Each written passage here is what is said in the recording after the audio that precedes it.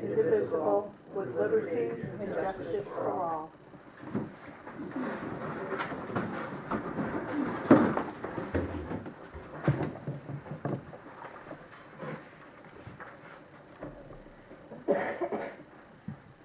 Okay, do we have any public participation tonight? I'll ask the audience again, can you speak to what's going on? Mr. Sutton? I didn't know if you noticed Miss Street had her hand up there first. Okay. All right, one, I was gonna see if anybody had an answer to the question that I had asked at the last meeting on attendance, the principal meetings. Attendance. Yeah, I asked last week if the board would give me an answer when I asked them to find out how many meetings in the last 5 years our principal has attended the principal meetings. I was wondering if I had an answer. Anybody? Do you have an answer on that? I can tell you how many I've done. I can tell you I've done this last one and one before, maybe 3. Okay. And I was also wondering, is there going to be any grade graduation this year? That is something that Mrs. Murphy handles. We'll have to call and talk with her. Yeah, that would be Mrs. Murphy on that. How many do we have this year, Mike, coming out of the 6th or 7 in the 7. 8th grade? 7 in the 8th grade? What was it they did last year? They went on some field trip or something like that? Or? Well, we do know one thing, Tracy, we will be having a graduation. Well, last year it was early in the morning. Yeah, but no matter what, and I know Miss Murphy, Lubec will be having some type of graduation for our We'll find out students. exactly what the plans are. Yeah. Go from there, so. Is the board ever going to look into the attendance that I'd asked about? I don't know how we can do that because I don't attend the meetings and none of the board members attend the meetings. And we'd have to go to the source of people who attend the meetings for that. Well, they keep minutes on it. They keep all attendance records. Okay? Who would I contact to get the attendance on that? Just about any school in our league, will tell you. Okay. Because I can get it just like that. I know what it is. It's not free. Okay, we will look into that. Get that number for you. Like one in a phone call. Any other public participation? I wanted to say that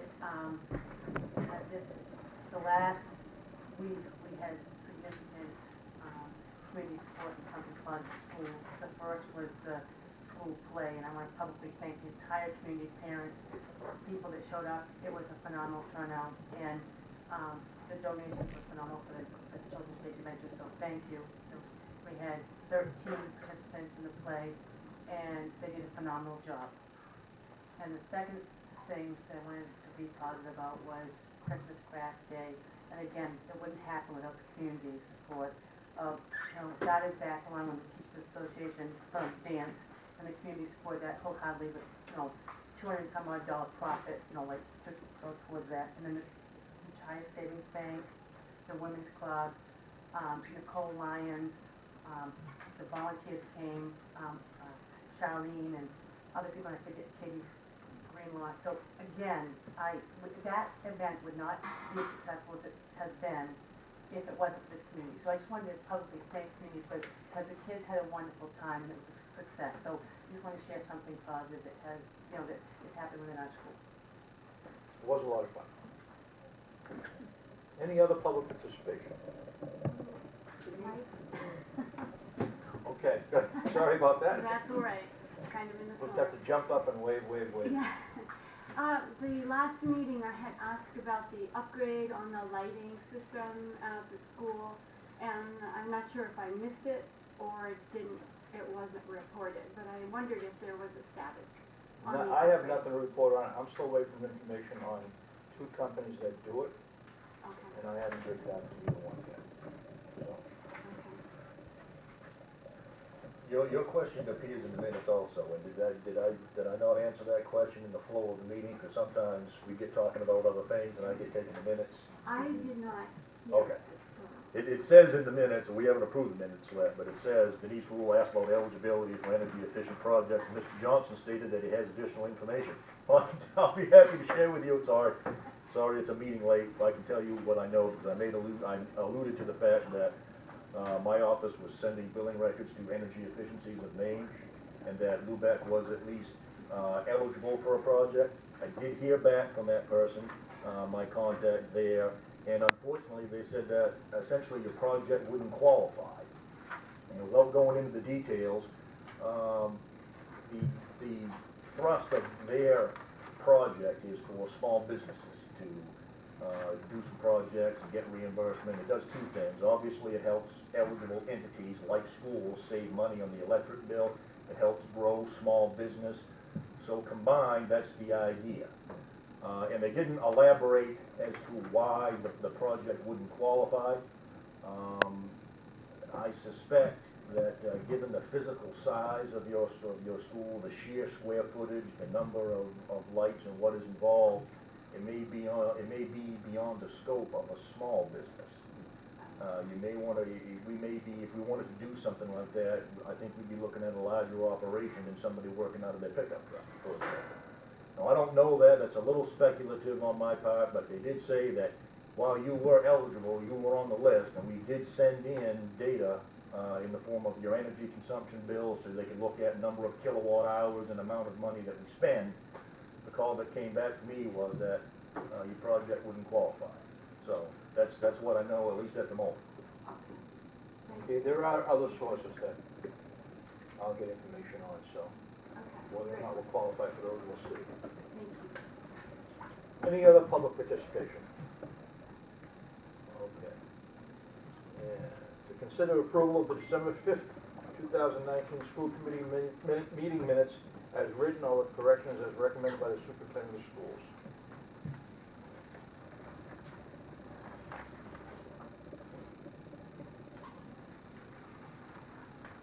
Any corrections needed on these at all? Okay, can I have a motion on the approval of these minutes, please? Make that a motion. And second? I'll second it. Any further discussion? All in favor? Okay. Principals report. So a lot of what's in my report is on the agenda, so I'm just gonna pass this out and wait until it comes up on the agenda. Like building and maintenance, what's going on with all of that Okay. stuff, or do you want me to do it now? You can do it now, and we'll Okay. talk about it a little bit more as we go down the road. Okay. So Roy Searles has been down to look at the windows, just to come in to show where it's leaking. There are 3 windows all on the same side, in Debbie Bosket's room, Chris Robinson's room, my room, and then stops at Kathy's. I'm not quite sure why. He has not given us a quote or anything yet. The steam trap in the tank, as you know, is leaking in the boiler room. Eastern Plumbing and Heating has been down to look at that, and they are in the process of ordering it. As far as the asbestos removal goes, I've been working with Eastern Skies and Eastern Environmental. Mr. Johnson, I have a copy of the quote, if you don't have it with you, on the repairs for that, it's $7,300. Eben removes, but he does not replace any insulation, so he is looking into getting us a quote for a subcontractor to replace the insulation around the pipe. Okay. The boiler room ceiling, I have a question mark with, because I'm not sure who's doing that. I was hoping that he would tear it down and he came and took the asbestos, but he doesn't do that. The gym floor, Roy will be doing that.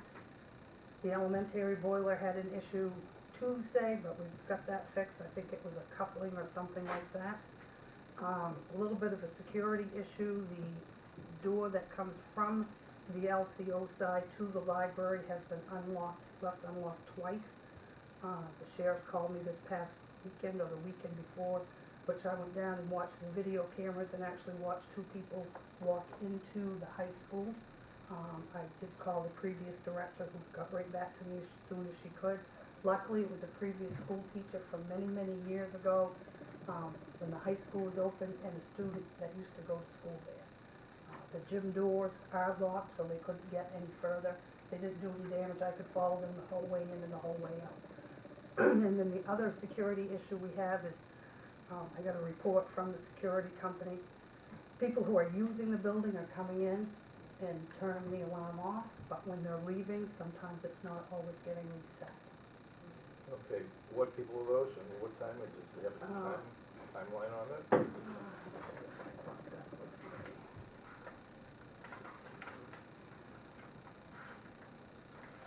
I do. On the 3rd of November, the gym was opened at 2:54 and was not set again until the custodians went home Monday night.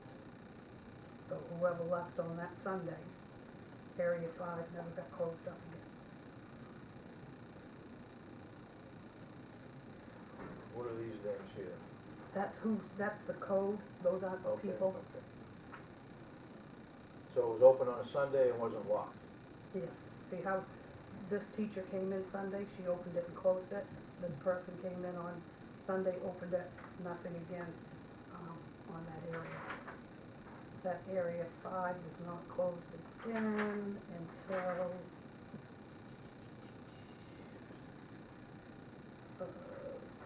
when they left at the end of the day on Monday at 5:07. So when I'm looking at names here, those are codes, but it's not Yes, necessarily matched to yes. that name? Yes, So But I you mean, know I've who's watched using that access code? I do.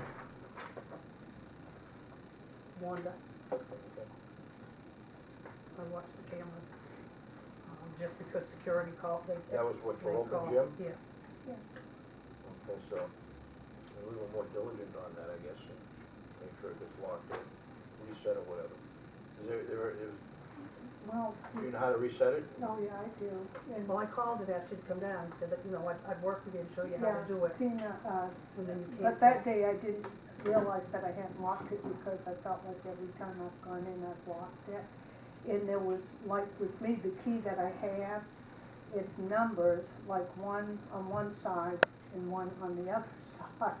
So I had trouble with that, but I finally, and Tina did explain it to me, I finally, figured out how to do it. What unlocks it and then what locks it, before you leave. But a lot of days, when I leave, I've got David behind me, and, evidently he wasn't. But the door always gets locked, of course, because the door will lock automatically. Correct, that's Yeah. gonna crash. Yeah, that locks automatically. And then I have the results from the extended survey, Okay, this is the survey on makeup days, snow days. right, and it was to extend by 1 hour 29 to make up at the end of June 4. That's parents. Yes, And I guess we're gonna talk about the asbestos later, Mr. Johnson? Okay. Okay.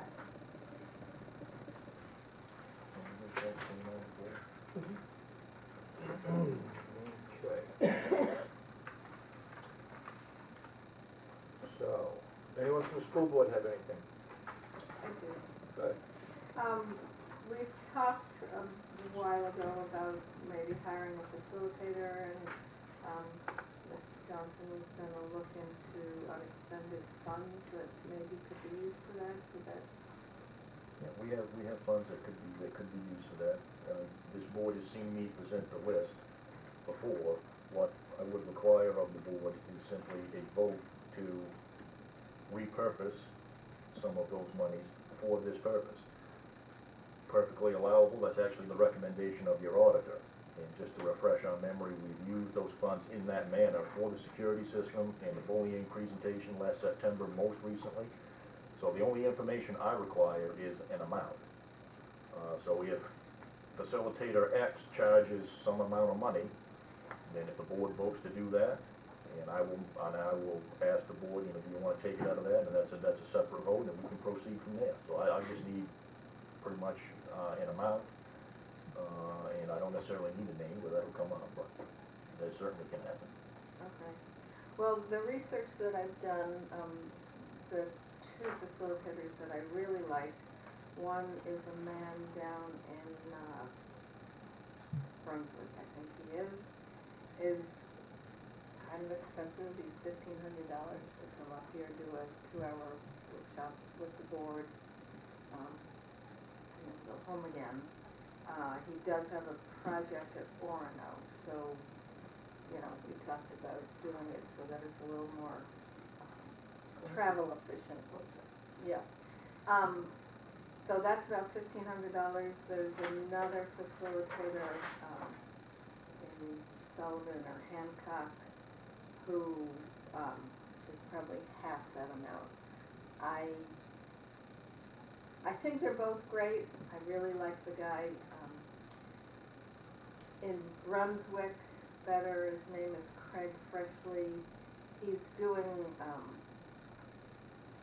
facilitating meetings all over the state where he comes up with a topic and invites people with all sorts of different points of view to come and talk really honestly and air differing opinions, and helps people just to kind of hear each other and listen to each other and work through decision making and problem solving. The other one is Ted. Nothing with his last name right now, but it'll come to me. And I've been to a couple of meetings that he's facilitated before. He's very good. From where did you say, Sullivan? Sullivan, Hancock, something like that, yep. Did you know they're independent consult? Independent. Okay. Yeah, yeah. Ted works through cooperative extension, I believe. The other one is just in private practice. So, if we're going by, if we want to make a decision based on price, we would go with Ted. If we, you know, I think Craig has sort of a different take on group dynamics than most, and I think he would be great. I would like to see myself some kind of a syllabus that they have put together, how they interact and what the end result that you're trying to bring forward. And what that would, you know, entail. Okay. That's what I would like to see. I don't know what other board members would like to see. You know, other than jumping in and just, you know, saying, yeah, we're gonna give this guy $1,500, and it's like, okay, what are we doing? So. That's my personal Well, that viewpoint. I'd like to sounds- know what, you know, That sounds Okay. valid. what's gonna happen and, you Yeah. know, and what the outcome or what the, you know, end result is gonna be.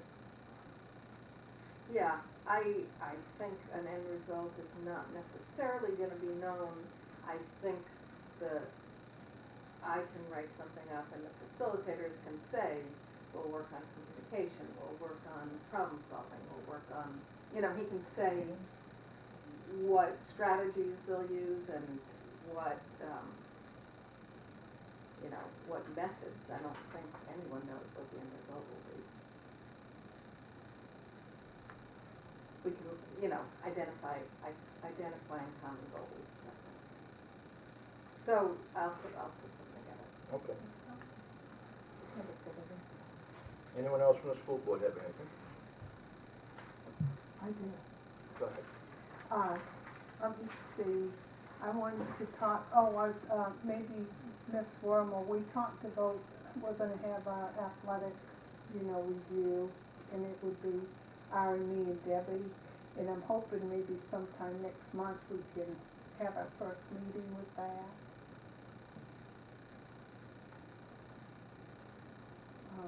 And just, you know, Okay, so review. can you target a meeting during January when you like to present the if results it's- on that? You know, and if it's not a busy time either for Debbie, and I mean, of course, Ari, their schedule's more set in stone than mine, but a convenient time for all three of us, because we're kind of, getting into the season.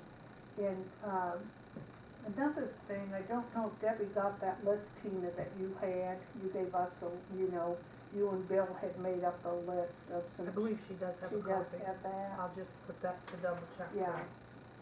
Well, I And, think with the upcoming season that we have coming up in February, it's probably, important to get that done probably before the end of January. Yeah, so we get,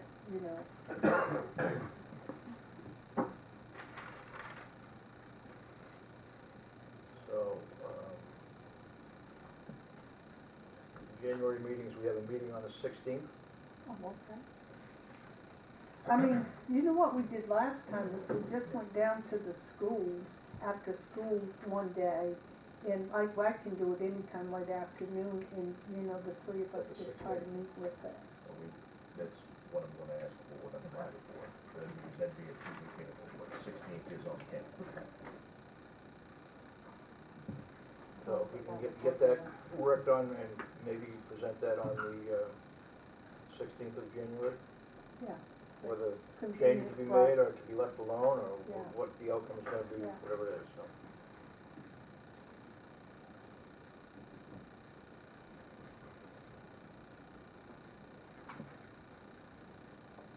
Anything else?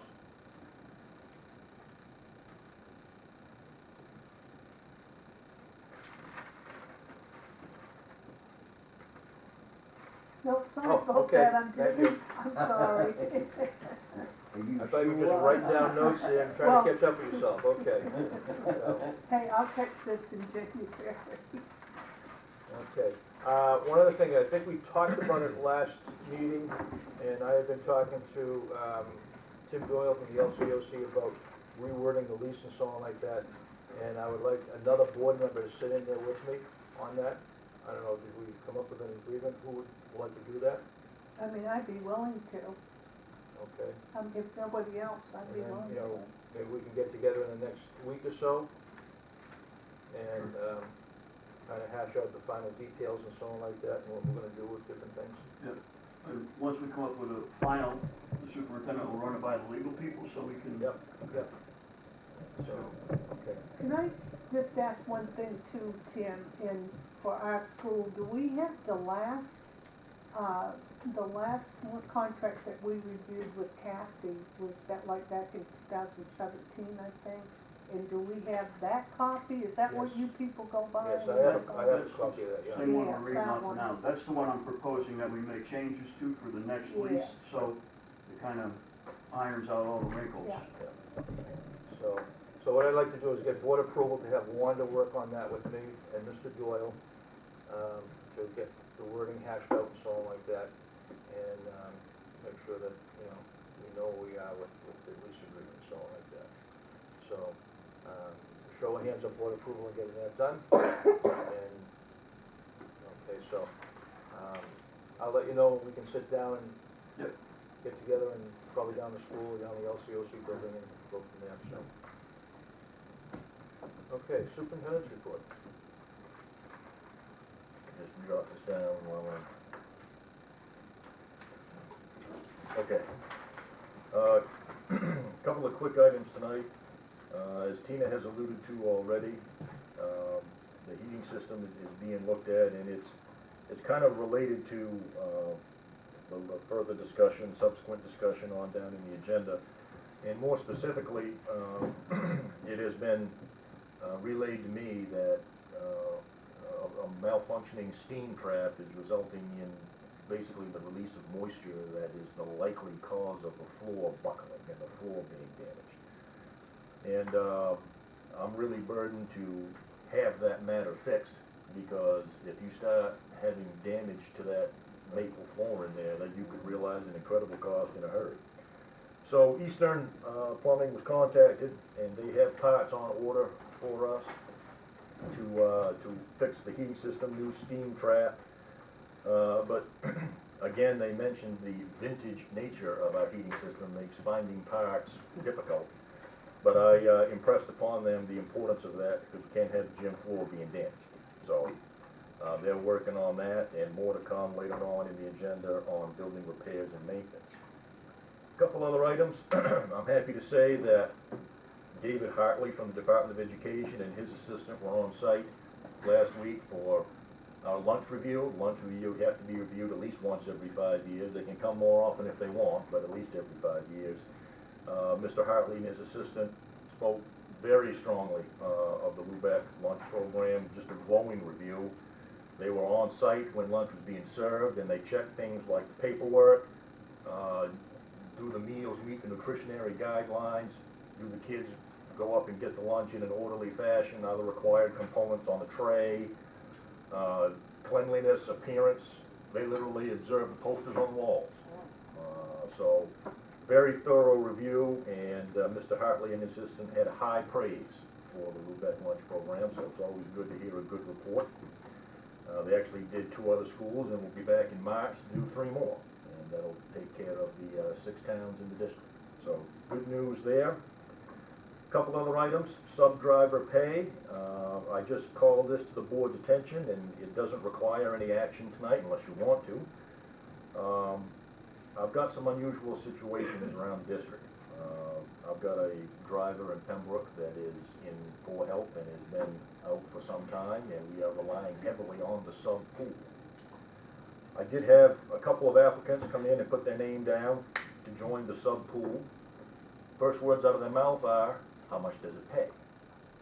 I call your attention to that because minimum wage has increased. It goes to $12 an hour starting January 1. And that $12 an hour, I believe, is the same sub-rate of pay that we pay substitute bus drivers. Now, here in Lubec, you've got a little bit different situation.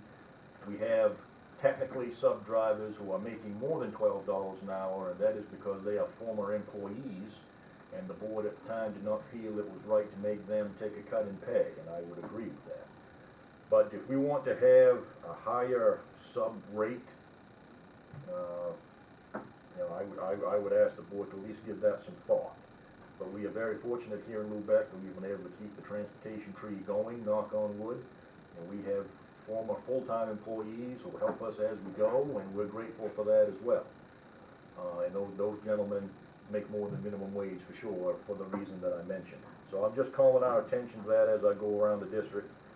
Not so much of an issue here in Lubec, but I firmly expect the other towns to increase their sub-rate of pay to something around 15, just to attract candidates. That's where we're at, aren't we? Where were we, I thought we just reviewed that. It has been on the agenda in the past, because I asked the board if they would be willing to pay, basically willing to pay Clarence and Alba what they were making previously, and the board voted yes, because we need them to do it. It looks like Anna has. Right, and I just know from experience that it is basically $12 some odd cents in the support staff contract, and it's been that way for like 6 or 8 years. And so I'm just asking this question, is that if you're going to increase it, I think you have to include that in their contract negotiations, Right. so that, because other things have gone up over the years, but that has stayed, I know that stayed the same for at least 6 years now. So that is something definitely I would be improving on the raise too. So. And lucky for us, it's a contract negotiations here in the springtime. The last item in my report tonight, on the 2-week cycle, that would bring the next meeting up on January 2nd. And I would ask the board if they would entertain just foregoing that meeting and meet on the 16th, which would be the other date in January. And the only reason I say that is because we go on vacation tomorrow, and we would have like half a school day between now and January 2nd. So obviously, it's up to the board, but I would ask you to entertain just having your next meeting on January 16th. Does that seem to make sense? Well, we'd still have a meeting on the 30th, we'd still have one more meeting in January. We could. Yeah. Well, that would run it into a cycle. I mean, Right. the meeting on the 2nd, we would have enough for an agenda, because we would have policies that we're going to be discussing on first reading tonight. Yep. And there'll be information that I'm going to be bringing forth on a few things on the second, so.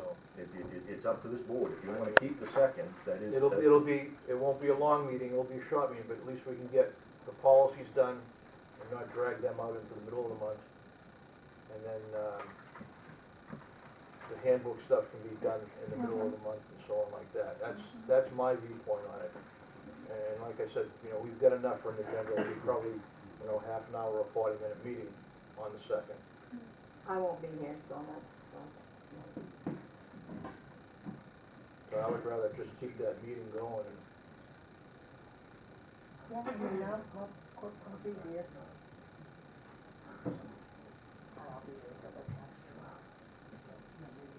so a quick straw poll of the board, and keep the second meeting going and Will we, keep that in. will we have a quorum on the second? Yeah, we'll have a quorum. Good. Okay, do we have any adjustments to the agenda? I do not have any. Okay. Old business and new business. To consider disposing of music equipment. Do you have a list at all? He has not found anything yet that he wants to Okay. dispose of. Okay, so, make a motion, we table that again. And why don't we table that until the second meeting in January, on the 16th?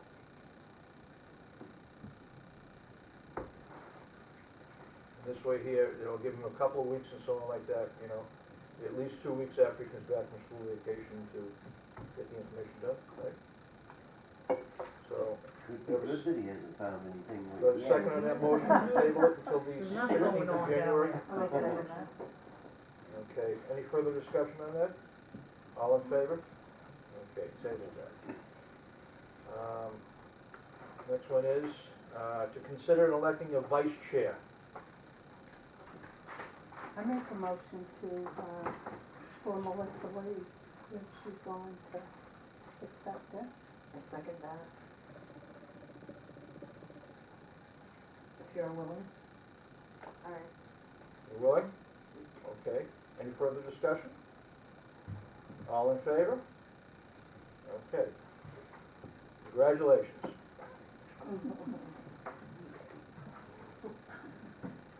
Okay, we'll discuss, discussion on building repairs and maintenance.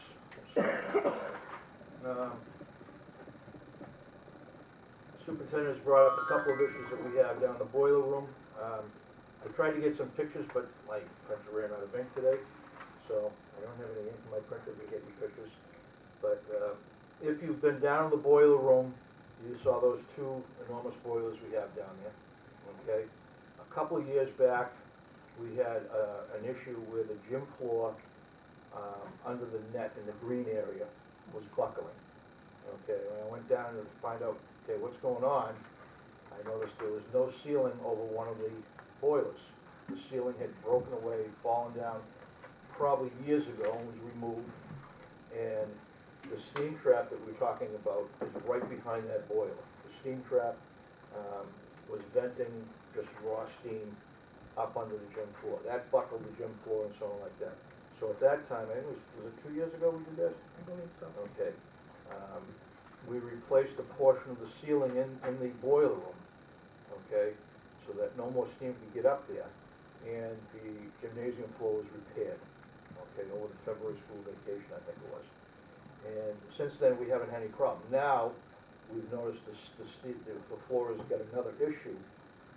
And that led us to believe that something else was going on in the boiler room.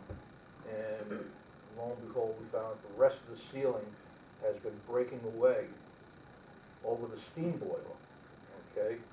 And, I mean, this is like 60 years old. It's made out of, that gypsum plaster and so on like that. And it's actually been broken away in areas so that steam can get up underneath and then infiltrate into the gym floor, which is causing the floor to buckle again. Since we've discovered that Roy Searles has gone in there and braced it up with some Lally columns, and then we discovered there's asbestos that has to be removed before any of that work can be done. So that's why we have that $7,300 quote for asbestos removal, because he won't allow his workers to go in because it's very close to asbestos piping and so on like that. So we have to get an estimate to find out if and how much of the ceiling has to be replaced. There's a pretty good chunk of the ceiling that has to be replaced in that room, if not all of it, okay? So it's not a big job, but it's something it's a messy job. So 2 years ago, the same thing broke? No, 2 years ago, there was no ceiling over one of the boilers. And no one thought anything of it until all the steam was leaking up under the floor. It wasn't the steam vent, it was just heat from the boiler? No, it was steam from one of these steam traps. So it is the same thing? Multiple. It's not the same, it's a similar thing that's going on. And because we do have a steam boiler down there, which eventually will be replaced, hopefully this coming year, we'll replace that. But this is something we have to address now, okay? I mean, whether or not the floor will lay down again once we close that off and get, you know, the moisture out of there, I don't know. But the floor has been probably repaired a number of times over the years, because there's all kinds of patches you can see. You know, people who have been here and played on that floor probably remember when it was patched. I just remember the one patch that was done a couple of years ago, so that's something we're looking into. He hasn't got back with you as far as replacing the ceiling or anything else like that? Roy? Yeah. He's very hesitant, but he was gonna look into some different material. I spoke to somebody, Caribou, is that where that guy was from? He rattled off some different materials. He's the other abatement company that we contacted. We only have one quote, but I did contact two companies. Yeah. And when the one quote we had was from a company in Ellsworth. You've probably driven right by their place there in Ellsworth. Yeah, on 1A, She's a Lubec girl. Okay. That owns it, yeah. Excellent. Ellen Ascot. Oh, okay, yeah. The other company is out of Aroostook County, and I'm sure they're very reputable, but for whatever reason, their response has been slower. But I have had a phone conversation with them, but we do only have one quote for $7,300 in front of us tonight. As far as replacing the ceiling though, That does not include replacing Right. the ceiling. that's something that's that just the contract asbestos would have to abatement. come and do. And it does not include re-insulation. Right. I think it'd be wise to replace the whole ceiling, because if not, Oh, yeah, it has to be Yeah. replaced. What's there has to come down and be replaced again with, what was done a couple of years ago. So, or the code. The other situation that we have, and we, being a landlord, the LCOC and the high school section there, that the school board is responsible for, the school is responsible for the shell of the building. Okay, so that's the outside building, that's the roof, the brick walls outside and so on like that. What we're trying to do is, trying to, get the wording correct for the LCOC, and correct me if I'm wrong, so you can actually, the LCOC can obtain your own insurance policy and kind of take care of the maintenance inside the building and maybe down the road, you know, put a heater. Yeah, the way the lease is worded right now, we can't get any coverage for building components, whether it's cosmetic or mechanicals or anything like that. It has to be spelled out in the lease for us to get it incorporated into our insurance policy. So, but the school department owns the building, so we're responsible for the shell of the building. The envelope, they call it. Yeah, if you wanna call it the envelope. So it's come to my attention, there's a couple of repairs that needed to be done, and they have been done in the past. I think the Searles brothers have done some roof repairs. So, there's a couple sections on the roof that need to be repaired. There's a section on, is that the high roof section where that air handler is? Correct. Yeah, there's some There has to be flashing some issues around the air handler. Flashing issues that are kind of pulled away.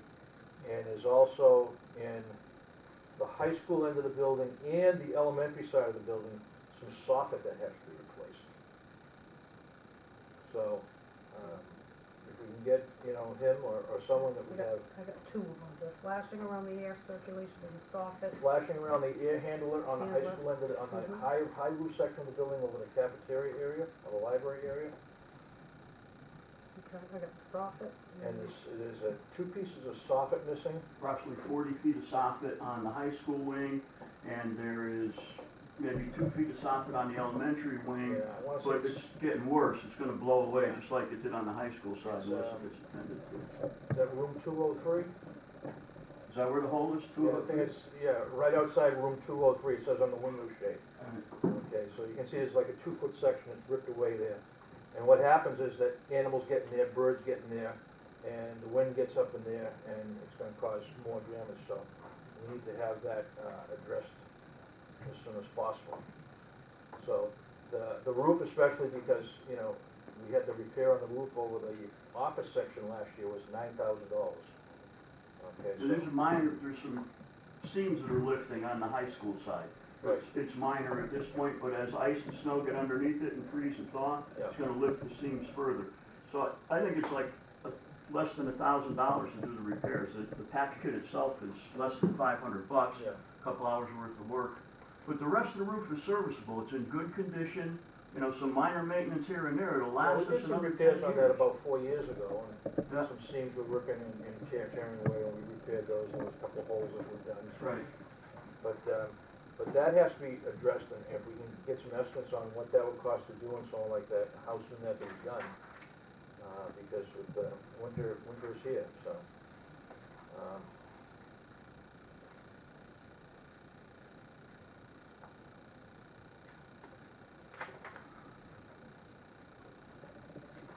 Okay, anyone have any questions about, you know, maintenance issues and so on like that?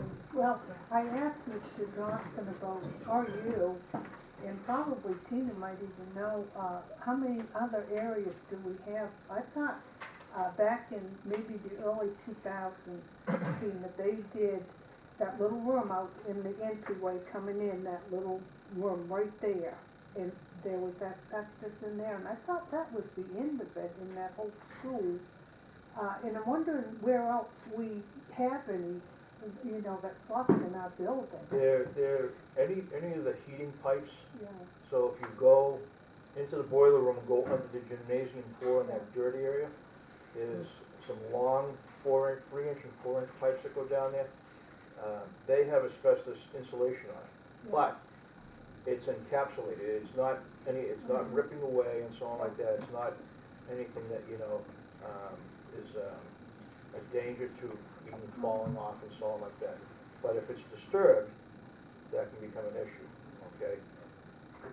The asbestos that has to be abated in the boiler room will be disturbed when they start tearing down that ceiling, because just the nature of the material is, you know, it's heavy material and it's gonna hit against it and so on like that, and that will be a problem.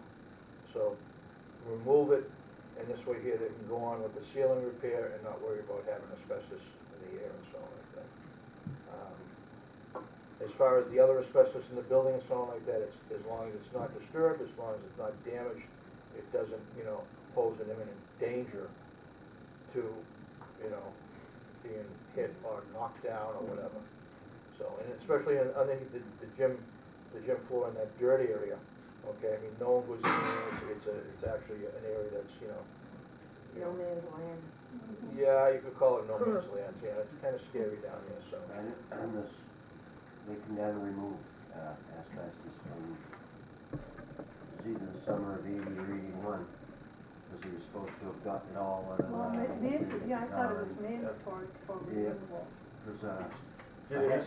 I wasn't up on the high school yet. yeah, Just so the group knows, your building has been inspected, and then the report is Yeah. right on the shelf, and when Ed Gervac came down, pulled it right off the shelf, had Yeah. it right in front of him, everything was in order, but as Mike stated, you know, the asbestos that's in your building is encapsulated, and insulation around heating units, fire retardant, that's a common application, so if there's any left, that's where it is. But Mike spoke to it perfectly, if we're gonna fix the ceiling, then there's. Yeah, that's gotta be taken care of before they can do the ceiling as well. There's one other area in that scary part underneath the gymnasium floor that needs to be addressed.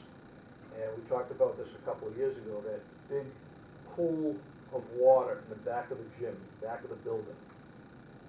Okay, and Tina and I were down there last week looking at it, so like that. And there's a, the only way I can describe it, it's a pool of standing water that's probably, 40 feet long, or about 15 feet across. I don't know how deep it is. It's probably a couple feet deep, and it's just from runoff or whatever. But I think we really need to address that and put some kind of a sump pump in there. You mean take care of that. inside the building, is it? It's actually inside the building, but it's inside the, if you go down here with the Crawl space. the under crawl the space, gym. if you wanna Yeah. call it that, okay? And it's probably been there forever, but, you know, it's water standing in the building, and it's moisture, and it's, you know, probably not the best thing to It have. is a swamp. So, Right. so I'm thinking, you know, if I could, you know, get something, and get an estimate to put some kind of a sump pump well in there Yeah. to get that material out, I think it, will probably do maybe the gym floor a little bit good too, so, but, I might get a swim team, what's that? might get a swim team. Well, I don't know if I'd wanna swim It in it, must be so, right in the back, must be in the back of the gym. all the way in the back of the building, Yeah, 'cause even that ground, yeah. no matter how warm it is in the summertime or dry, Oh, yeah, very it's damp, wet. very damp, and so there's always been water in that hole. Okay, every time I've gone down there, I don't know how deep it is, and you probably poke with a stick and it probably goes down in quicksand, but it's something that has to be Anything addressed. living down there? He was, when he come out of the door, Anything good down there. then there was in the room, and I'm headed to the boiler room, and out he So I'd comes. like to get, you know, a quote on getting that Yeah, taken care of, definitely. because that, Yeah. it really worries me, because even in the summertime, it's probably worse down there, So, with the moisture and humidity and stuff, so. so can I Yeah. Can I get a clarification? You have existing lines in your budget for building maintenance. So if it's fix the soffit, if it's call Roy to, you know, eventually reinstall the ceiling over the boiler, you've got lines that can do that. I'm looking specifically tonight for a decision from this board on the $7,300 quote for asbestos abatement. You can accept that quote. You can tell me to rattle up the people from Aroostook County and say, move a little faster if you want, that will delay the repair. Some of the language here in the contract talks about the DEP notification, so that there's gonna be like a It couple takes time, week notification. yeah, it takes time. So long segue, I would suggest you act as quickly as you can. If you want a competing quote, it's gonna take me more time to rattle them up in Aroostook County. If you wanna proceed with this, you can, because you've got a $7,300 quote in hand. And the reason I asked for a specific vote on that is because we didn't budget specifically for that, and it's a big ticket item. But your existing maintenance lines are adequate for calling Eastern Plumbing, you know, fixing the roof, that stuff, so. Well, I make a motion, we accept the abatement contract as it is at $7,300 because of timeliness and so on like that to I get this just have going. one question on that. Yep. Ms. Wormel, when you, contacted them about removal, did you mention to them about the addition after they removed it? Would they be interested in that or no? No, it says, you're talking about the reinstallation? Yes. It says reinstallation is not included as part of this proposal. But did you ask them if they would do it? Yes. And they said absolutely not. Are you talking about the, so I asked about the ceiling. They said, no, they only do the asbestos. No, repipe, the And pipe, then he redoing said- of the pipes once the old Right. insulation is He off. said that's not included, but in an email he sent me, he's looking to subcontract that with somebody, and I have not heard back from him yet. That's something that could be done through Eastern Plumbing. Okay. also. Okay, I just wondered if that was. So the motion on the floor is to accept the abatement contract as it is, to get that going and so on like that, because it does take time to notify DEP and so on like that, so, Second. okay. Any other further discussion on that? All in favor? Okay, 5-0 on that, so John, get I'll that have that process said in going. tomorrow. Now, that would probably have to be done probably without the boilers running. I'm assuming he'd want those boilers shut down for a period of time. He didn't say that. The guy in Caribou said, yes, they would have to be Yes. shut down for 5 to 7 days, and I said, And that, you're that, gonna that, freeze the building. that could be an issue, because I know they have to make, you know, an airlock and so on like that, going in and out of the building and such. Negative pressure. Negative pressure. Yeah, so, that could be a problem, unless we have, you know, a long weekend, and if they can do it over a weekend, where we can have, you know, maybe some 60-degree weather. Well, Talking let's June, see. July. So, It's probably April vacation. But I mean, right now, the ceiling is not about to collapse. I mean, it's secured up there and so on like that right now, that it's in place where we're not worried about if you go down there, you have to put a hard hat on, but it might be advisable, but it's not gonna collapse right now. It has been secured, so. Do you want me to contact Ed on the notification of this meeting day, that we go through? Ed from Eastern Sky? You can contact Ed then, but I would fall over as amazed if they won't make that notification for us. Yeah. As part of the process. Yeah, they have to, the people removing it, they have to, so. Did they give you a time frame, Ms. Wormel, as to when they could be, available? He did not say when, he said he thinks it'll take 4 days to complete the work. To do it, but he did not say when. No, Would it be good if they could do it while the kids were out of school? but the tricky thing is if they have to shut the boiler down. If that boiler Well, shut down that's for 4 the or 5 problem, days, because, it could freeze. You know, He if said the that boiler too, can't be Bill. running He while has they're both taking of the them. stuff No, off. he Can we drain the Yeah. line, so, can we drain the line so it doesn't hurt? Well, I don't know how well that 1950-something boiler steam thing works at Flying Stream. Don't know if it knows that up again. Right. Is there any, So it's, Probably the last time it was rained, if that's what's down summer. Yeah. so we have a January thaw, right, so. All Wow. right, so I'm emailing Evan to make a copy of that. shut down the boiler. Okay, five copies, Okay, so, any other questions on maintenance, things that I've brought up, issues and so on like that? Yeah, it does, I mean, it's one of these things, you've got an older building and then there's always things that crop up, so. And that's like the pump thing, I mean, that's a health hazard. That stays with water. So, okay. There we are. Number 4, to consider snow makeup days.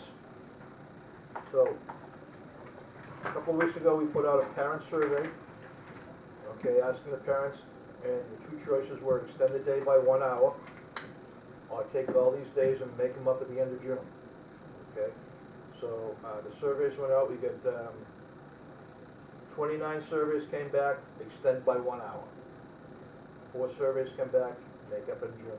So, the parents have a say in this, because I thought it was important that they have a say in it, because it sometimes impacts their schedule and so on like that, and what's gonna happen at the end of their child, so. I make a motion that we accept what the parents wanted and, do the extended 1 hour day. Okay, any further discussion? Can I, look at the calendar and pull the days together so we're not whammied in March with all 1 hour days, start making them up now as Well, we're yeah, moving along? I mean, we're just saying that we It's just gonna be a calendar change, that's all. yeah, they can make it up and so on. I think we're giving you I know that some school systems, okay, will, in extraordinary cases when there's like, 8 or 9 or 10 snow days, they'll actually, carve out those snow days on a vacation, take the February school vacation away, or April vacation away, so. We didn't put that option out there. No, would that be nice? We didn't put that option out there though, so. Would you have a meeting on your business? Okay, all in favor? 5 to nothing, thank you very much, okay. To consider the first reading of the following policies. BEB, board member of social media. So this one, this is a newer policy. I know at the last meeting, I think Mike distributed or gave me a copy of an older one, and I said I would verify what the status of that one was. And the information that I have, maybe I'm stuck it right here. Here we go. The information that Well, I I believe have. we talked about, that was not board members, that was actually school personnel, wasn't it? It says, it says employee use of social media, Employee use. GCSB. According to Helen's research, that was created on December 9th of 2013, but not adopted. So the policies that I've distributed to you tonight, one says board member use of social media, BEB. The next one down says GCSA, employee computer and internet use, employee computer and internet use rules. So the GCSA is a very similar in nature policy to GCSB, as you can see. Let's get through one So- before we go to the other There one. we go. The questions I had on this here, A lot of these, now, you as board members receive a book from the Maine School Board Association, and in there is the Code of Ethics. So a lot of these are from that, okay? Where did this particular policy come from? That particular one came from Maine School Management, it's emailed to me from Charlotte Bates, and that actually was the topic of one of the breakout sessions I went to during the fall conference in Augusta back in October. Okay. So this is a first reading, we're not adopting this tonight, it's a first reading and so on like that. And like I said earlier, we can get back on the first meeting in January and actually either adopt it or go on with it somewhere down the road, so. I mean, we can add to this and so on like that. There were some things in the booklet that we received that I didn't see on here. I mean, one has to do with voting and stuff like that. I mean, if you don't like the way the vote goes, just move on, don't complain about it. So, I mean, the Code of Ethics and the materials in the handbook, the MSBA handbook, is going to be more complete, cover a variety of topics. That particular policy is just focused on social media. so, Well, I'll tell you, Mr. Johnson, if you say I can't get on social media, we're done. well, I mean, I think some of this stuff here is, I mean, if we're talking about, sports things and so on like that, and schedules and so on like that, or posting an attaboy and so on like that. When it gets to, getting into, negative stuff and not liking, this person or whatever and putting that out, that's when it gets nasty, so. And, we have enough of that anyways, but, so. You know that one, Mr. Johnson, would you mind if I got that back? I actually gave that to you, and it was from a prior board member. And if they have it updated, that's great. You can have it back. Yeah. I took down some of the minutes from last night's, from the last meeting on the back. I don't mind, because he just got transposed into here, into the minutes, so you can have it back. Well, do you have a copy of that? This is my only copy. I wrote verify on the top as a Because note to myself technically, to because verify. that's been rolled out in a public meeting, and is now a public document.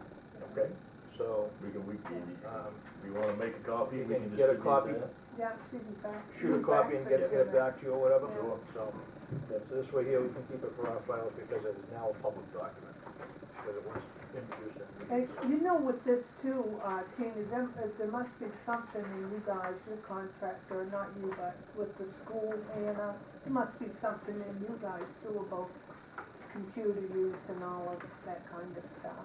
Well, that's what we're gonna discuss next. Yeah. Oh, yeah. So that's the first reading, so I get a motion on the first reading and accepting that in, and not as policy, but just as the first reading. I make a motion. Second. Okay, any further discussion on board member social media? Okay, all in favor? Okay.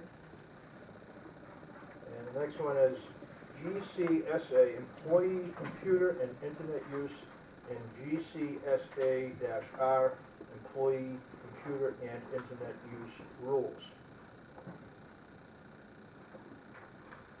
So quickly looking at this had everything to do with school-based computers, school-owned devices. Yeah, and the key point in that policy, there is no expectation of privacy for school machines. If it's the property of the school department, then there is no expectation of privacy. And the same would be in the case of a student using a school-owned machine or an employee using a school-owned machine. I mean, the policy goes into detail on other items, but that's a question that comes to me from time to time. But the machines that are in use, owned by the school, we can take a look, see if we have to. And it doesn't matter where the use is happening, so if it's happening in school, or if it happens at home, if it's a school-owned device. That is correct, that's the key. That's, But they are allowed to take their school-owned Staff. devices home? Staff. Staff, but no students. The purpose of those devices are for homework, to the home. And the issue became that when they didn't do any homework, the parents were getting on. okay, and what was the source of this, policy? Same source. Same source, okay.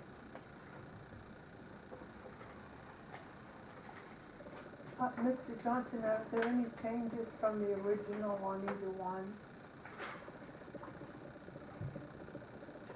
I don't know for sure, but I would be inclined to say yes, just because of the march of technology. Some of the policies list down devices, like computers, and many times newer policies will say laptops, iPads, personal, smaller devices. So if there are changes, those would be the nature of the changes. But truthfully, Wanda, I can't say off the top of my head what the difference is between the newer and the older ones, but I would strongly suspect the newer one has seen some minor revisions.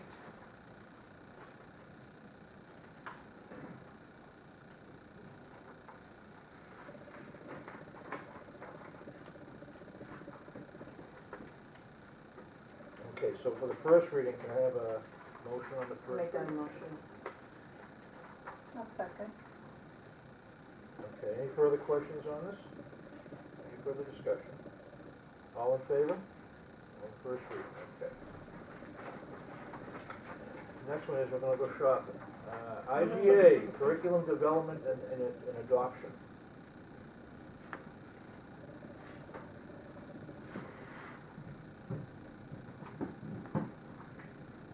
Now, the source of this policy on, that we're reading right now is from where? All of these come to me from Maine School Management.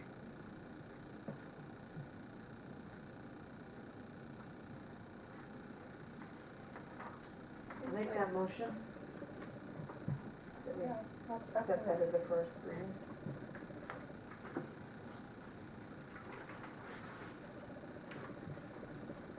It seems like this is what a school does. I don't really understand Yeah. why it's Yeah. policy, Very much. why it's a policy.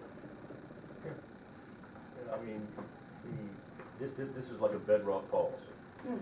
Boards, school boards all over the state approve curriculum, and you approve the curriculum by your vote. And that's one of the original purposes of school boards going way back.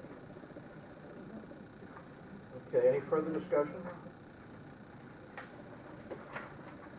All in favor? Okay.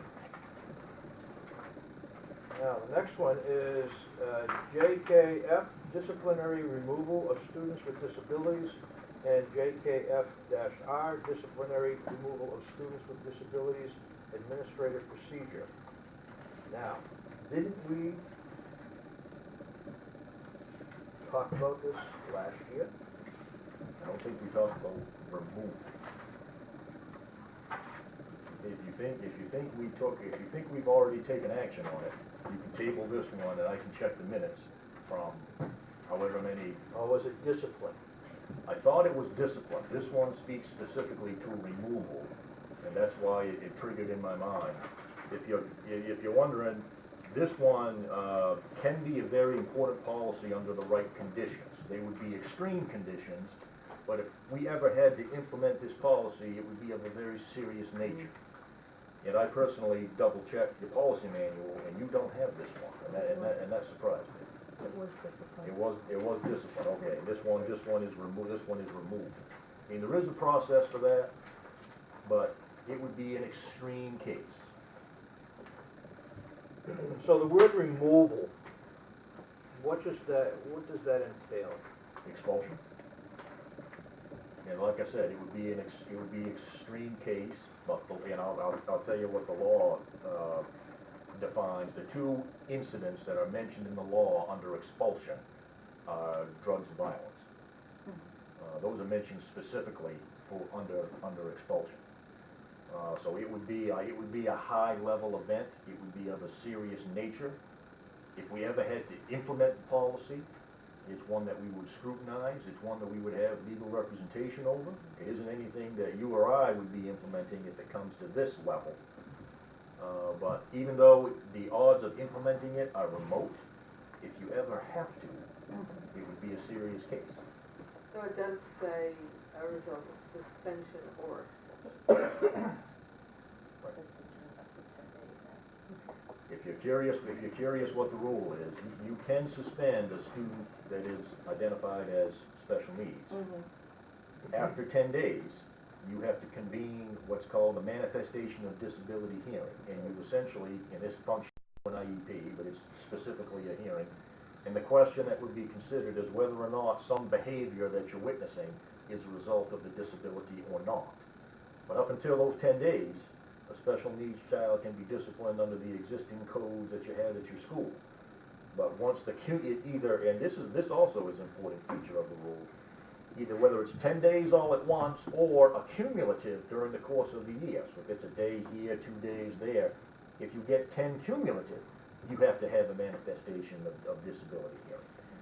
So it doesn't matter if it's one shot 10 days or a day here and 2 days here. Once you reach 10, you have to have the hearing and you have to discuss that question. Okay, And again, that would be pretty serious. On the second page, on item C, it says change of placement in quotes. What does change of placement mean? Well, theoretically, if you remove a student from your school, which is considered the least restrictive environment, to quote the special ed lingo, to an out-of-district placement, for example, that could, under some circumstances, be considered a more restrictive environment than your regular public education school.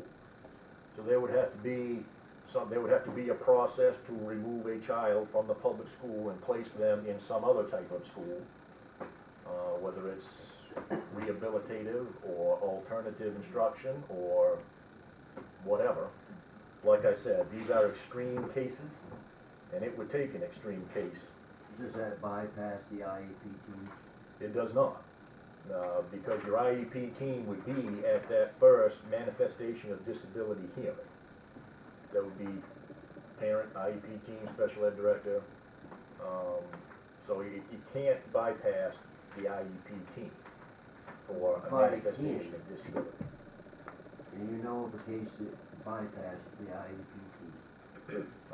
That was a different set of circumstances. It was No, it was not. Okay, we're getting off track here. We're number getting of into days. another situation that's not out of This this. only kicks in after 10. Well, it's pretty easy for somebody to do something too. And I just stated correctly that a special needs child can be disciplined under the existing policy and guidelines up until 10 days. Okay, but federal laws say different. I don't think so, Okay, because these okay. policies All are right, in agreement with we're really, federal we're law. really getting off course here, guys, okay? Okay, let's take it back to what we're looking at right here. One other question I have is, so if you're talking about exchange of schools Yeah, with something like the Callis day treatment fee, something that this might come into use. it could be, and just so the group knows, the IEP process is used for referral to Callis Day Treatment. And that would be an example of an alternative school, and that process is there. So theoretically, it could be a policy that would be considered and examined for that purpose. That's it.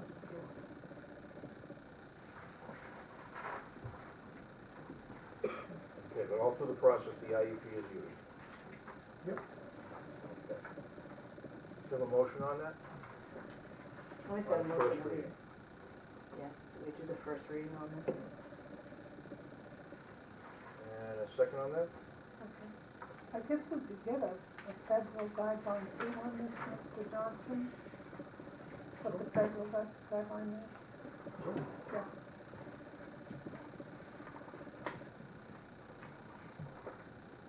Okay, any further discussion? Okay, on the first reading only. All in favor?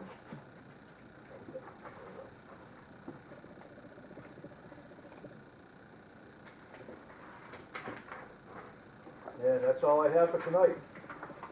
Hope everyone has a nice holiday. Yes. We'll see you back here on the 2nd of January. Thank you very much. Start of January. This was a brand new pen. What? I'm glad it worked so well. Well, actually it came from Wendy, so they were probably using the side notes.